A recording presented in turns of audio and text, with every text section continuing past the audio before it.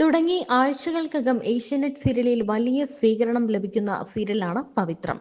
വിക്രമിന്റെയും വേദിയുടെയും മഴക്കും പ്രണയവും ആരാധകർ ഏറ്റെടുത്തു കഴിഞ്ഞു. ഓരോ കഥാപാത്രങ്ങളും വളരെ നാച്ചുറലാണ്. വച്ചുകെട്ടലുകളും ഷോഫുമില്ലാത്ത ജീവിതത്തിന്റെ നേർക്കാഴ്ച. അതാണ് ഈ സീരിയലിന്റെ പ്രത്യേകതയെന്ന് ആരാധകർ പറയുന്നു. ഈ രീതിയിൽ തന്നെ മുന്നോട്ട് പോകണം എന്നാണ് പ്രൊമോ വീഡിയോകൾക്ക് താഴെ പോലും വരുന്ന കമന്റുകൾ.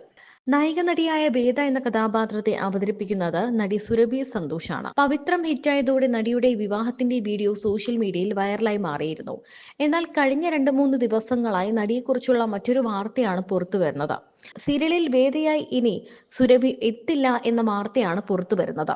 കുഞ്ചാക്കോ ബോബന്റെ നായികയായി തിളങ്ങിയ നടിയാണ് സുരഭി. അദ്ദേഹത്തിനൊപ്പം കുട്ടനാടൻ മാർപ്പാപ്പ എന്ന ചിത്രത്തിലാണ് അഭിനയിച്ചത്.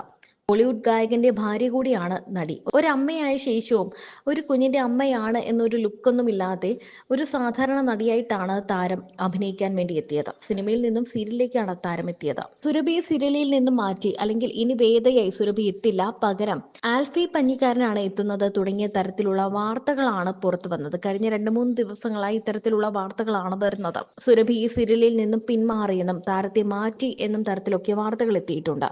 ഇതിനു മുൻപ് മറ്റൊരു നടിയും സീരിയലിൽ നിന്നും പിന്മാറിയിരുന്നു. അത് ഗർഭസംബന്ധമായ കാരണത്താലാണ് മാറിയത്. 7-ാം മാസമായപ്പോഴാണ് ഒരു നടി ഈ സീരിയലിൽ നിന്നും മാറിയത്.